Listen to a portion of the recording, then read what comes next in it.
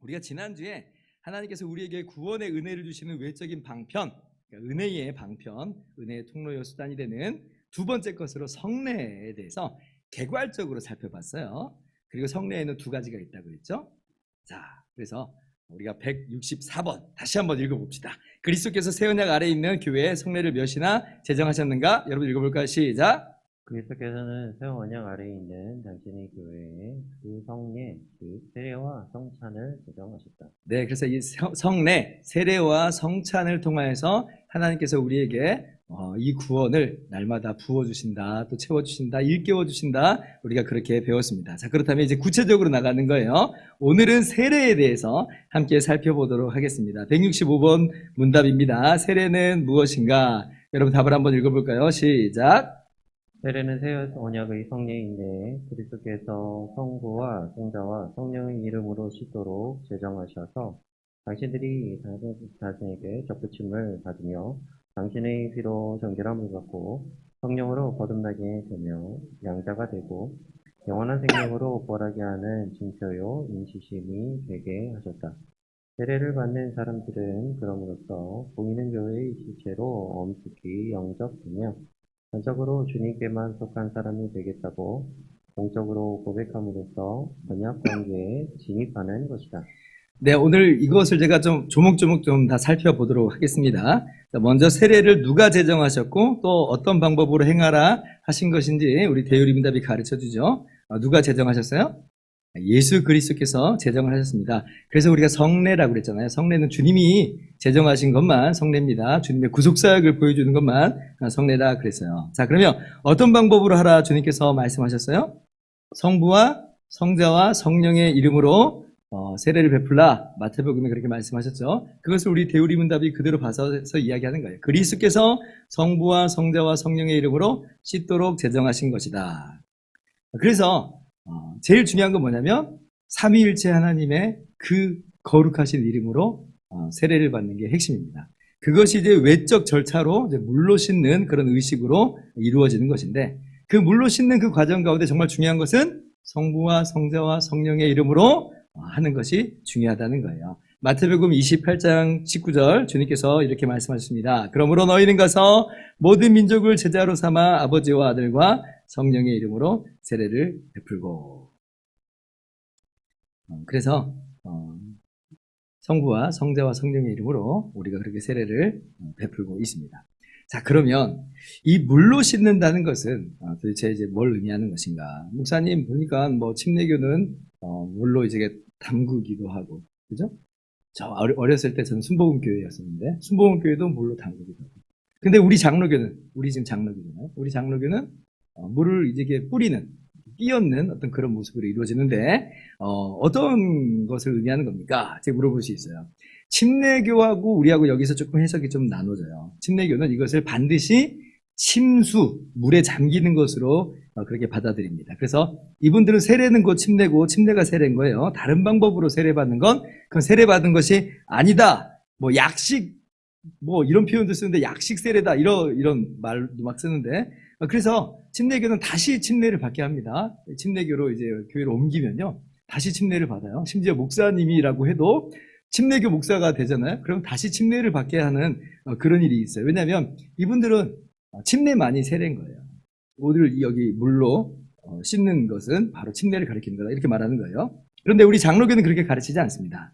그렇게 침수, 물에 잠그는 것도 이 물로 씻는 한 방법이에요. 그러나 그것만 있는 건 아니고 물을 뿌리는 것 그리고 물을 붓는 것도 물로 씻는다라고 하는 그것이 가리키는 그런 모습들이다라고 하는 것입니다.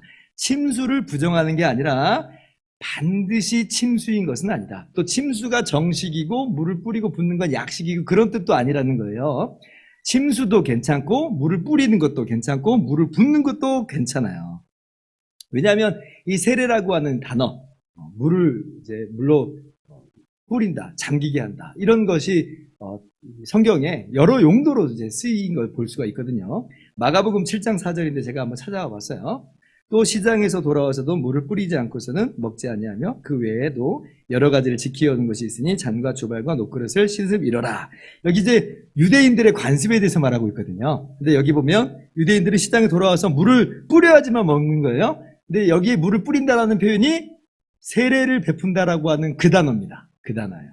그러니까 세례를 베푼다라고 하는 것이 아주 생소한 그런 단어만은 아닌 거예요. 일상적으로 쓰이는 단어들이에요. 유대인들은요, 그렇게 이제 물을 뿌리고 씻고 먹는다는 거예요. 그게 이제 세례를 베풀다. 그러니 이게 반드시 물에 잠긴다. 이제 그런 의미만은 아니라고 하는 거예요. 그 뒤에도 보세요. 잔과 주발과 녹그릇을 씻음이러라 그랬죠?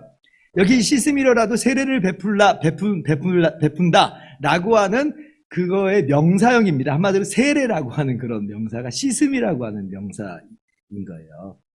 그래서 침례교회에서 말하는 것처럼 반드시 꼭 물에 잠기는 것이 진짜고 다른 건 뭐 가짜고 혹은 약식이고 이제 그런 것은 아니다. 그래서 우리 장로교는요, 물을 뿌리든 물을 붓든 물을 잠기게 하든 그것은 중요한 것이 아니다. 물에 양이나 물이 뭐 많으면 또 정말 진짜 세례고 그런 거 아니라 물의 양, 어떤 적용 방식 중요한 것이 아니라 아까 뭐라고 그랬어요? 성부와 성자와 성령의 이름으로 그렇게 세례를 베푸는 것이 중요합니다. 그래서 제가 아는 목사님은요, 세례식에 세숫대야를 아예 갖다 놓는다고 하더라고요. 세숫대야를 갖다 놓고 물을 거의 붓는데요. 괜찮아요. 또 어떤 교회는 우리는 침례 방식을 할래요. 물을 잠기게 하는 방식을 할래요. 괜찮아요. 단 침례만 옳기 때문에 그렇게 해요. 이러면 안 되는 거예요.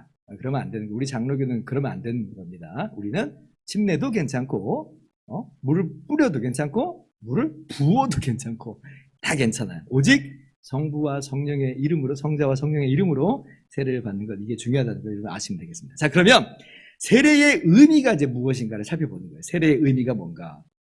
아까 우리가 읽었던 165번 그 문답의 내용을 제가 7가지로 정리를 했습니다. 7가지로. 자, 그러면 세례의 의미가 무엇인지 한번 살펴보는 거예요. 자, 첫째로 세례의 본질적 의미는 뭐냐면 표와인인데 어떤 표와인이냐? 그리스도와 접붙임을 받았다라고 하는 표와인이에요. 즉 그리스도와 하나가 되는 것을 나타내 보여주고 도장을 찍어서 확증시키는 겁니다. 세례가 뭐냐면 그리스도와 연합하게 됐다. 그리스도와 하나가 됐다라고 하는 것을 나타내 보여주고 도장 찍어서 증명하여 보여주는 것, 이게 바로 세례라고 하는 거예요. 자, 갈라디아서 3장 27절. 자, 누구든지 그리스도와 합하기 위하여 세례를 받은 자는 그리스도로 옷 입었느니라. 자, 여기 그리스도와 합하기 위하여 세례를 받은 자, 이걸 원문으로 그냥 직역을 해보면 그리스도 안으로 세례를 받은 자, 이런 뜻이에요. 그리스도 안으로 세례를 받은 자. 한마디로 세례를 받는 건 뭐라는 얘기예요? 그리스도 안으로 들어간 거예요. 그리스도와 하나가 됐다는 거예요. 그래서 그리스도로 옷 입게 됐다라고 하는 거죠. 옷 입게 됐다, 하나가 됐다라고 하는 그런 표현으로 지금 이야기를 하고 있습니다. 세례를 통해서 우리는 그리스도와 하나가 됐음을, 연합하게 됐음을 확인하는 거예요. 그래서 첫 번째 의미는 뭐냐? 세례를 통해서 우리는 주님과 하나가 된 자임을 다시 한번 기억하고 나타내 보여주신 대로 알고 믿고 확신 가운데 거하는 거예요.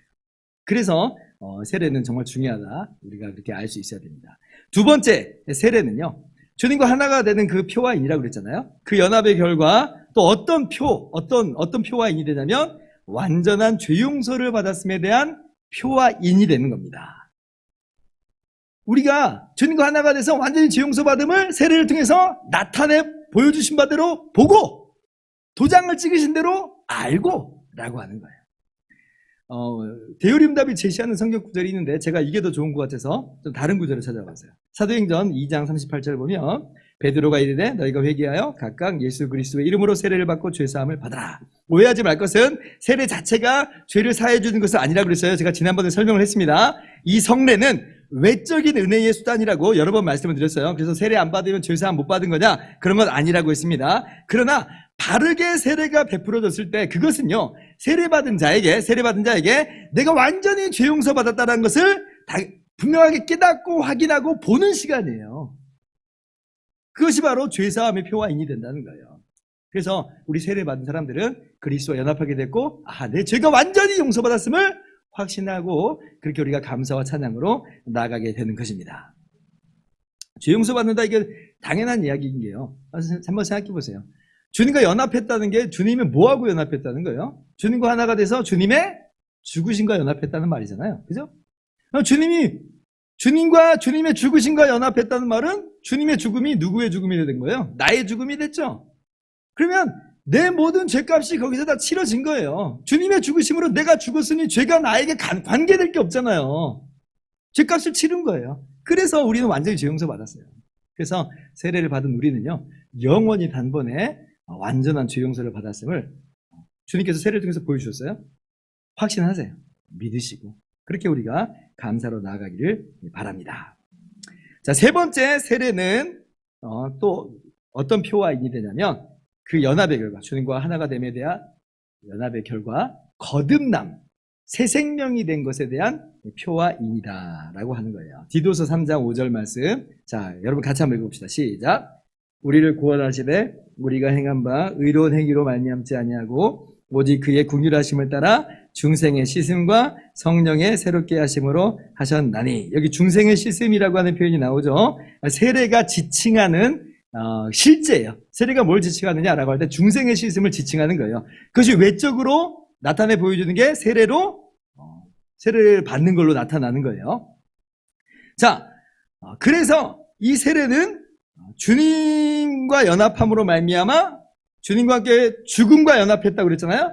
그러면 또 뭐하고 연합한 것이 되겠어요? 주님의 부활과 연합하는 거겠잖아요. 그죠? 주님의 살아남과 함께 우리가 새로운 생명으로 거듭난 거예요. 새로 태어난 거예요. 새로운 피조물이 된 거예요. 이것을 나타내 보여주는 게 세례입니다.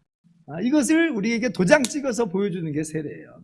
그러니까 우리는 세례를 받으면서 이제는 내가 새로운 피조물이다, 내가 새 생명이다 라고 하는 것을 우리는 확인하게 되는 것입니다. 여러분 믿으시기 바랍니다. 여러분 더 이상 여러분은 옛사람 아니에요. 새 나라에 속한 새 사람이에요. 비록 옛사람의 찌꺼기가 우리 가운데 있을지라도 본질적으로 그리스도와 연합한 우리는 새로운 사람으로 변화되게 됐다. 여러분이 받은 세례를 통해서 이 사실을 분명하게 또 확신하시기 바랍니다. 자, 넷째로 세례의 의미예요. 세례는 어떤 또 표와 인이 되냐면 우리가 하나님의 자녀가 됐다라고 하는 그 표와 인이 됩니다. 갈라디아서 3장 26절 27절 교도갑니다. 너희가 다 믿음으로 말미암아 그리스도 예수 안에서 하나님의 아들이 되었으니 누구든지 그리스도와 합하기 위하여 세례를 받은 자는 그리스도로 옷 입었느니라. 자, 아까 우리가 27절 보면서는 그리스도와 연합의 표와 인으로서 세례를 지금 말한다 그랬잖아요. 근데 26절에는 이것을 뭐하고 지금 관련을 시켜요? 하나님의 아들 된 사건, 하나님의 자녀 된 사건하고 지금 연결시키고 있어요.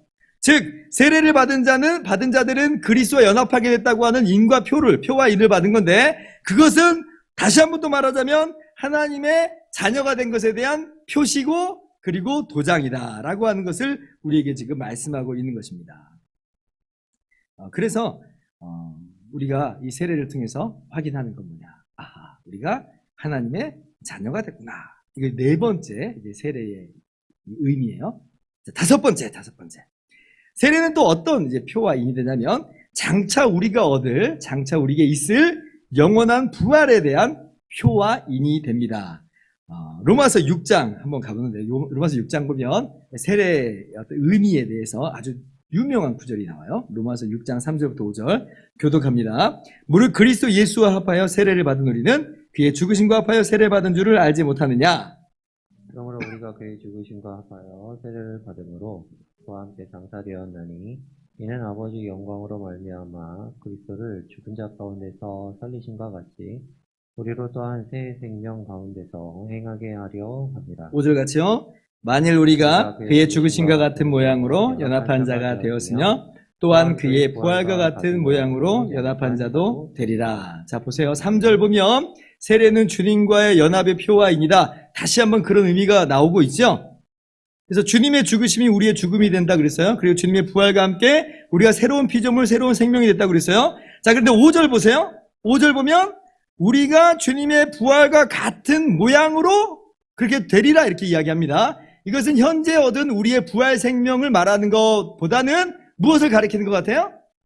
그렇죠. 장차 얻을 부활에 대해서 이야기하고 있어요. 그래서 우리는 영원한 부활을 소망으로 지금 얻은 거예요. 주님의 부활과 같이 우리도 장차 그렇게 나타날 것입니다. 세례를 통해서 그것이 나타내 보여주는 거예요. 그리고 세례를 통해서 우리가 그렇게 도장을 받는 것이다 라고 그렇게 아시면 되겠습니다. 그래서 우리가 장차 영원히 부활하게 될 것은 막연한 기대로 아는 게 아니라 세례를 받음으로 우리가 이미 선취하는 거예요. 이미 알고 있는 거예요. 확신하게 되는 것이다.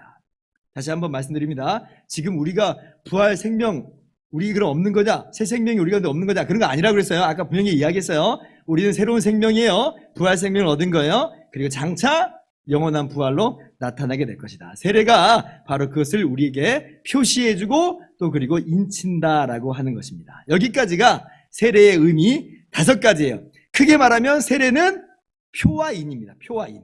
어떤 표와 인이냐?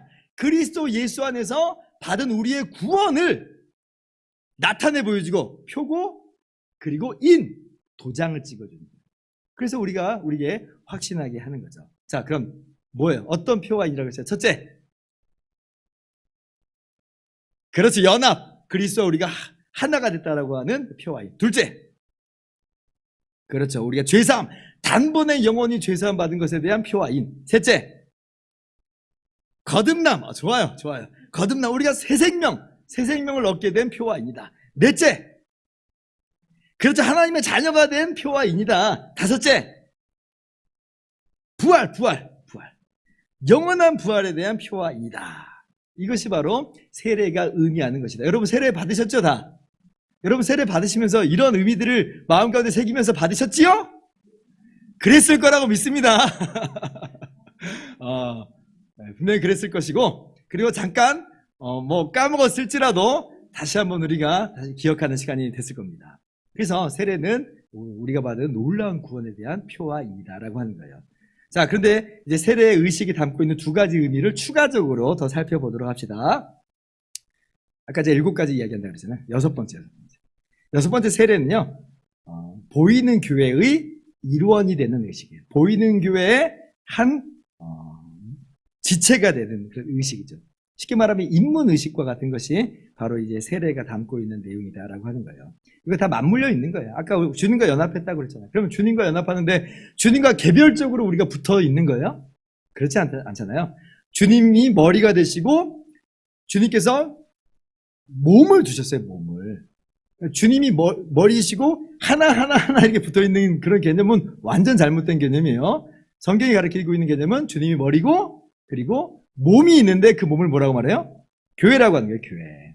그래서 이 세례를 통해서 우리가 주님과 연합했다라고 하는 것은 무엇을 말하는 거냐면 그 몸이 됐다는 거예요. 몸이. 자, 그럼 몸이 됐다는 말은 이건 뭐예요? 그리스도와 그 자신의 개인적인 사건이지만 동시에 이미 주님의 몸된 우리들에게 한 가족, 한 지체가 됐다라고 하는 공동체의 의식이 되는 거예요. 그래서 세례가요, 단순히 개인적 차원만 있는 거 아닙니다. 세례는요, 공동체 차원의 의식이에요. 고린도전서 12장 13절 자 볼까요? 우리가 유대인이나 헬라인이나 종이나 자유인이나 다 한 성령으로 세례를 받아 한 몸이 되었고 또 다 한 성령을 마시게 하셨느니라. 여러분 여기 이 성령 세례는 무슨 순복음에서 말하는 어떤 은사 체험 이런 거 말하는 거 아닙니다. 성령 세례의 본질은요, 구원 사건이에요. 구원 사건이에요. 성령으로 우리가 예수님 믿고 성령이 우리 안에 내주하시는 바로 그것을 성령 세례라고 해요. 그것이 바로 물 세례의 본질이에요. 성령 세례가 본질이고 그것이 나타내 보여주는 외적인 표시로 물 세례를 받는 거예요. 지난번에 제가 그래서 외적 이 요소가 있고 내적, 본질적 실체가 있다고 지난주에 말씀드렸죠. 자, 그런데 세례를 받아서 이런 세례 받아서 뭐가 됐다고 그래요? 한 몸이 됐다 그러죠. 그래서 우리가 세례를 받을 때 이것은 주님과 나와만의 어떤 그런 사건이 아니고 내가 그러므로 그리스도의 몸, 바로 이 공동체의 지체가 되는 것입니다 라고 하는 것을 반드시 기억을 해야 됩니다. 교회도 마찬가지예요. 그 사람도 공동체적인 어떤 개념을 파악하고 가지고 있어야 되는데 세례식을 지금 어떻게 보면 함께 보고 있는 우리 공동체도 아하, 이건 저 사람이 세례 받는 거야. 아이고, 세례 잘 받는구나. 팔짱 끼고 있는 게 아니라 저 사람이 세례 받음으로 바로 우리와 한 몸이 되는 것이구나라고 하는 걸 확인해야 됩니다. 그래서 세례 받을 때는 반드시 그 교인에 대한 전 교회에 축하가 있어야 돼요. 축하가. 축복이 있어야 돼요. 그래서 세례는요, 교회 앞에서 하는 게 바람직합니다. 교회 앞에서. 어떤 공예배 아닌 어떤 별도로 시간을 가져서 세례식을 하는 것은 그런 의미에서 썩 바람직해 보이진 않아요. 왜냐하면 몸에 들어가는, 몸에 한 몸이 되는 의식인데 그 몸이 그걸 다 알고 있어야지, 보고 있어야지 전혀 모르면 안 되잖아요. 그러니까 교회 앞에서, 특별히 그것은 함께 공예배로 모였을 때 하는 것이 가장 좀 바람직하다 볼 수가 있습니다. 혹은 뭐 공예배 시간이 아니고 별도의 세례식을 할 수는 있어요. 그런데 그때는 어떻게 하겠어요? 교회된 우리들이 전부 나와야죠. 전부 나와야 되는 거예요. 아, 그 사람이 세례 받는 거야? 뭐 안 나가도 되겠네, 오늘은? 이러면 안 됩니다. 그거는 완전히 지금 세례식을 오해하고 있는 거예요. 다 나와야 됩니다. 부득이하게 그러면 지금 예배당에 나올 수 없는 사람들, 뭐 정말 거동이 너무 불편하거나 너무 지금 생명의 경각간에 있는 분은 뭐 어떻게 해야 됩니까? 나오기가 불가능한데요. 이럴 경우에는 부득이한 경우에 우리 이제 장로교에서는 부득이할 때예요. 부득이할 때. 진짜 아무렇게나 하는 게 아니라 부득이할 때는 교회 대표자들이, 목사와 장로가 가서 그곳에서 세례를 줄 수 있습니다. 근데 주의할 게 있어요. 세례를 받아야 하기 때문에 세례 안 받으면 구원을 못 받기 때문에 반드시 세례를 받아야 된다, 이런 의미로 하는 건 아니라는 겁니다. 그런 의미로 하는 건 절대 아니에요. 오직 구원의 표와 인으로서 그 자리에서 하는 것이고, 그리고 교회 대표자들이 갔다는 것은 그것은 교회가 간 것으로 세례 받는 자도 알고, 또 대표자들도 우리가 온 것이 사실은 교회가 함께 모여야 되는데 대표자로서 교회를 대표해서 온 것입니다 라는 그런 개념으로 그렇게 해야 하겠습니다. 자, 그러면 세례를 받아야지만 보이는 교회 일원, 보이는 교회 한 몸이 되는 겁니까? 세례 안 받으면 그럼 한 몸 아닙니까? 할 때에 세례를 받아야지만 보이는 교회의 한 지체가 되는 것이 공식적으로는 맞아요. 공식적으로는. 물론 세례를 받지 않는 사람도 교회에 등록하고 예배에 함께 참석하고 있는 사람들이 있죠. 그런 사람들은 비공식적으로 교회 일원이라고 할 수 있어요. 비공식적으로. 그러나 어디까지나 비공식이라고 하는 거예요. 공식적으로 보이는 교회 일원이 되는 것은 세례를 받아야만 한다. 그래서 세례를 받지 않는 사람들은 교회 투표권이 있어요, 없어요? 교회 투표권이 없어요. 우리 장로교는 성찬도 누구만 받게 해요? 세례 받은 사람만 받게 합니다. 그 사람을 배제하고 우리의 몸이 아니다라고 말하는 게 아니라 비공식적으로는 한 몸일지라도 공식적으로는 세례를 받아야만 한다. 그러니까 세례를 받지 않은 사람들, 난 세례도 안 받았으니까 난 이 교회 회원이 아니네, 이러라고 하는 게 아니고, 그러니까 세례를 받으라는 거예요. 세례를 받기를 사모하고 결심하고 교회 앞에서 세례를 귀하게 받고 귀하게 여길 줄 알아야 하겠습니다. 자, 마지막 7번째 세례의 의미예요. 세례의 의미는 이 세례식을 통해서 세례받은 자들이 난 이제 하나님의 자녀답게 살겠습니다라고 하는 다짐의 시간이 또 이 세례의 의미에 녹아 있어요. 이거 다 연결되는 개념이라고 있어요. 주님과 함께 나는 죽고 주님과 함께 새 생명으로 살았어요. 하나님의 자녀가 됐다고 그랬어요. 그러면 당연히 어떻게 살아야 돼요? 새 생명 가운데 살아야죠. 하나님의 자녀답게 살아야 되는 거예요. 그러니까 세례는 이 세례받는 자의 다짐이 이 안에서 녹아져 있을 수밖에 없는 겁니다. 아까 로마서 우리가 6장 4절 읽었는데 다시 한번 읽어볼까요? 자, 그러므로 우리가 그의 죽으심과 합하여 세례를 받음으로 그와 함께 장사되었나니 이는 아버지의 영광으로 말미암아 그리스도를 죽은 자 가운데서 살리신 것 같이 우리로 또한 새 생명 가운데서 행하게 하려 함이라. 자, 우리로 또한 새 생명 가운데 행하게 하려 함이라. 그러므로 세례를 받을 때 우리는 다짐하는 거예요.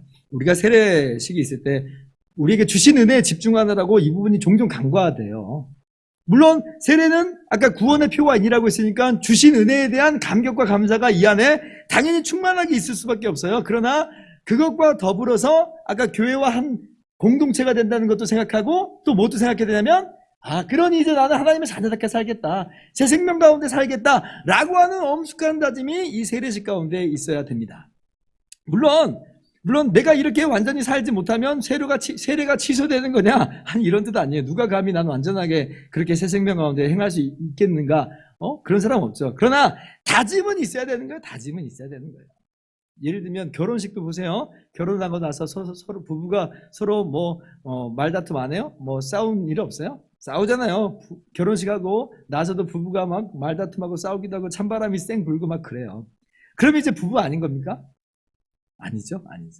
그래도 밑바닥에 뭐가 있냐면 결혼 서약에 대한 신실함이 자리 잡고 있죠. 마찬가지예요. 그리스도인을 살겠다고 하는 다짐. 나는 그러면 이거 못할 것 같은데 나는 그래서 세례를 못 받겠어요. 그런 분 잊지 말라는 거예요. 그래서 말씀드리는 거예요. 그리스도인으로 살겠다는 다짐, 평생 주님만 사랑하고 주님 말씀 순종하며 살겠다고 다짐하는 거예요. 물론 아까 결혼식하고도 막 싸우고 다투고 한다고 그랬잖아요. 우리도 마찬가지예요. 우리 연약함 때문에, 우리 범죄함 때문에 주님과의 관계가 소원해질 수도 있어요. 그러나 여러분, 그래서 주님 떠나겠다는 거예요? 그럴 사람 없잖아요. 나는 그래도 주님 떠나진 않을 거예요. 내가 그렇게 못 사는 경우가 너무나 많지만, 너무 부끄럽지만 나는 그래도 주님을 떠나지 않을 거예요. 그럼 다짐이 있는 거잖아요. 그러면 세례를 받을 수 있는 거예요. 그리고 계속 그러면서 다짐을 하는 거죠. 나 주님 말씀 순종하리라. 주님 사랑하면서 살겠다라고 하는 다짐을 한 것입니다.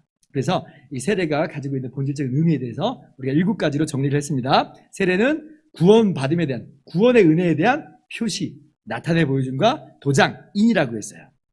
그리고 더하여서 교회 공동체 일원이 되는 것, 그리고 하나님의 자녀답게 살겠다고 하는 다짐이 이 세례식에 있다는 것을 아시고, 여러분 이번에 4월 4일 날 우리 교회 세례식이 있어요. 그래서 그 4월 4일 세례식 때 이런 의미들을 조곤조곤 생각하면서 우리 온 교회가 그 세례식에 함께 동참할 수 있기를 바랍니다. 자, 그러면 세례는 어떤 사람에게 베푸는 것일까? 166번 우리 한번 읽어볼까요? 세례는 어떤 사람에게 베푸는 것인가? 답을 여러분 읽어봅시다. 시작. 세례는 보이는 교회 밖에 있어 약속의 언약을 모르는 사람에게는 베푸지 못한다. 그들이 그리스도를 믿고 순종할 것을 고백할 때 비로소 베풀 수 있다. 양부모가 혹은 부모 중 한 사람이 그리스도를 믿고 순종하기로 고백할 경우 그들의 자녀는 언약 안에 있는 것으로 간주하여 세례를 받게 한다. 네, 아무나 원하면 자기가 받겠다고 해서 세례 다 받는 것 아닙니다. 어떤 사람이 세례를 받는 거예요? 믿고 순종하는 그 사람이 세례를 받는 것이다 라고 하는 것이에요. 사도행전 8장 36절 37절을 보면, 자, 길 가다가 물이 있는 곳에 이르러 그 내시가 말하되 보라 물이 있으니 내가 세례를 받음에 무슨 거리낌이 있느냐. 지금 이게 어떤 대목이냐면 빌립이 에티오피아 내시에게 예수님에 대해서 복음을 바르게 설명했을 때 내시가 말하는 거예요. 내가 세례 받음에 거리낌이 있느냐. 자, 근데 37절에 우리말 성경은 이제 없음 이렇게 되어 있는데 몇몇 이 고대 사본에는 37절에 이렇게 기록이 되어 있어요. 그 뒤에 부분 한번 볼까요? 제가 기록을 해놨어요. 자, 빌립이 이르되 내가 마음을 온전히 하여 믿으면 가하니라. 대답하여 이르되 내가 예수 그리스도께서 하나님의 아들인 줄 믿노라. 그러니까 37절이 없어도 에티오피아 내시가 내가 무슨 거리낌이 있느냐라고 할 땐 예수님 믿겠다는 거예요. 그죠? 근데 이제 37절 몇몇 고대 사본에는 아예 명시적으로 이렇게 써놓기도 합니다. 그래서 믿는 자가 세례를 받습니다. 믿지 않는 사람은 난 그래도 혹시 보험 듣는 마음으로 세례나 받아볼래요? 아니요, 그럴 필요는 전혀 없고 그래서도 안 되고 그런 세례는 아무런 의미 없어요. 믿는 자가 하나님의 백성 된 사람이 정말 아까 성령 세례, 진짜 그 본질인 성령 세례 받은 그 사람, 예수님 믿고 구원받은 그 사람이 바로 세례를 받는 것이다. 그렇게 아시면 되고, 그렇지 않는, 믿지도 않는데 받는 세례, 그런 것들은 아무런 의미가 없다. 그렇게 여러분 아시면 됩니다. 그런데 우리 장로교는 믿으면 바로 세례를 주는 건 아니던데요. 믿고 나서도 6개월 동안 있어야 되고 6개월 지나면 학습교인이 되고 학습교인이 된 다음에도 6개월이 지나면 그제서야 세례를 주더만요. 맞아요. 그래서 우리 장로교는 예수님 믿고 난 다음에 1년 뒤에 세례를 줍니다. 근데 이제 그렇게 하는 이유는 다른 이유가 아니에요.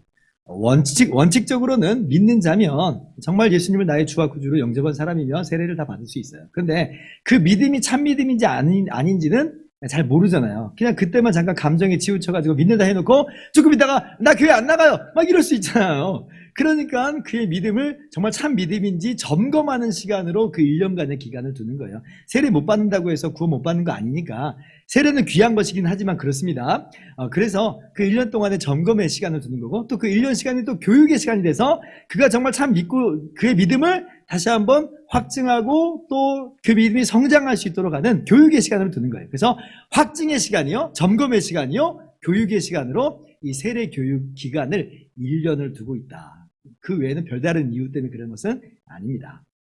자, 그런데 대요리 문답 보면 그렇게 믿음을 고백하는 사람이 세례를 받는다라고 말을 하지만 또 어떤 사람도 또 세례를 받을 수 있냐고 이야기하냐면 아까 166권 잘 자세히 읽어보셨다면 아시겠지만 믿는 자의 자녀, 믿는 자의 유아도 역시 세례를 받을 수 있다 그래요. 우리가 소위 유아 세례라고 하는 것을 우리 대요리 문답이 이제 가르치고 있어요.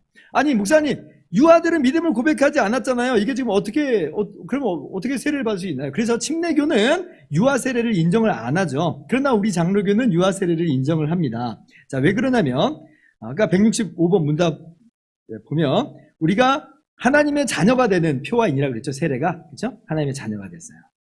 하나님의 언약 백성이 됐다는 거예요. 자, 그러면 이 언약 백성의 자녀는 어떻게 되는가라고 할 때, 구약에 보니까 언약 백성의 자녀들에게도 이 성례를 베풀더라라고 하는 것을 우리가 알게 돼요. 구약 백성의 성례는 뭐냐면 할례잖아요. 구약에서 하나님의 언약 백성이라고 하는 표와 인으로서 할례가 주어졌어요. 근데 그 할례는 이방인들이 개종해서 할례를 받기도 하지만 이미 할례를 받은 이스라엘 사람들의 자녀, 난지 8일 만에 할례를 받게 해요. 아니, 이 자녀가 무슨 믿음을 고백하는 거 아닌데도 막 그렇게 하네요? 예. 왜냐하면 언약 백성의 자녀는 언약 백성으로 간주하는 거예요. 간주하는 거예요. 마찬가지의 그러한 흐름이 이 세례에도 있어요. 세례에도. 자, 왜 그러냐면, 자, 골로새서 2장 11절 12절 같이 한번 읽어봅시다. 교독해 볼까요? 또 그 안에서 너희가 손으로 하지 아니한 할례를 받았으니 곧 육의 몸을 벗는 것이요 그리스도의 할례니라. 12절 같이요.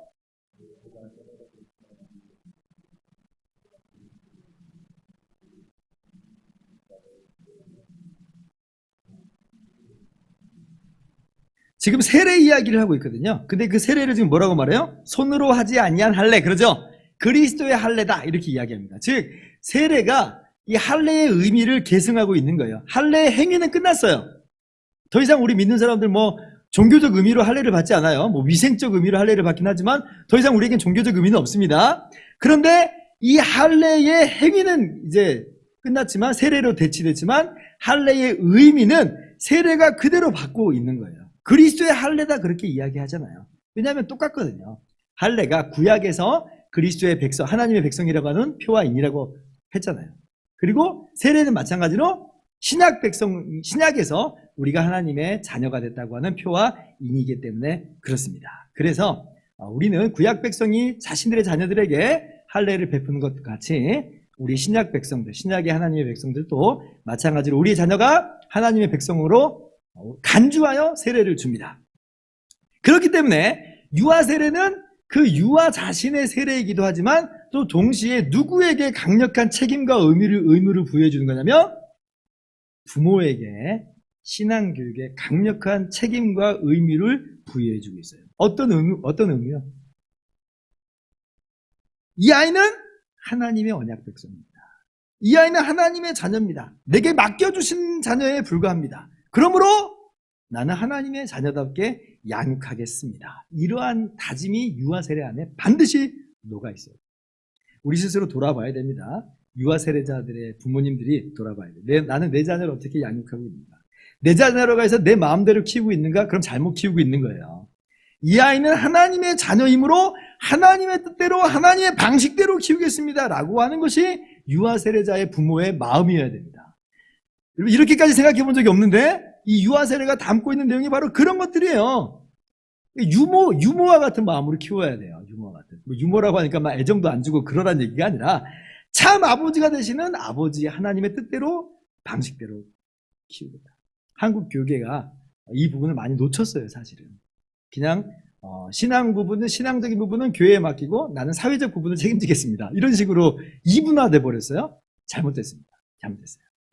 신앙적인 부분에 제1차 책임은 오히려 부모에게 있는 것이고 교회가 함께 양육하는 거예요. 이게 올바른 방법이에요. 그래서 코로나 때문에 지금 코로나가 모든 걸 다 흐트러 놓고 있고 엉망으로 만들어 놓고 있는데 몇 가지 장점이 하나 있는데 그건 뭐냐면 각 교회가 이 부분 다시 한번 깨어나게 했어요.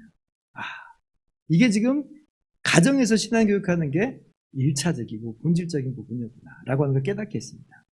다행이에요. 이제라도 깨닫는 게 다행이에요. 그래서 우리 각 가정이 우리의 자녀가 하나님의 자녀인 줄 알고, 여기 계신 분들은 다 나이가 있는 분들이기 때문에 해당 사항이 이미 넘어갔지만 젊으신 분들은 이 자녀는 하나님의 자녀인 줄 알고 그렇게 신앙으로 교육하는 여러분 되기를 바랍니다. 부모 중에 한 명만 믿어도 돼요. 근데 대신 책임이 더 크겠죠. 왜냐하면 방해가 엄청나게 커요. 믿지 않는 그런 배우자가 얼마나 많이 해방 먹겠어요. 오늘 놀러 가자, 뭐 꼭 그렇게 믿어야 돼? 아니 애가 하고 싶은 대로 하게 놔둬야지. 왜 당신이 그렇게 강요하는 거야? 이런 얘기요. 한편만 믿는 이 가정에서는 얼마나 얘기 많이 듣는지 몰라요. 그러니까 더 많이 힘들어요. 혼자만 믿는 분은. 그러나 감내해야죠. 감내해야 돼요. 유아 세례자의 부모는 이 아이는 하나님의 자녀인 줄 알고 신앙 안에서 그렇게 양육할 수 있기를 바랍니다. 세례에 대해서 하나 더 이야기할 게 더 있는데 다음 주에 살펴보도록 하겠습니다.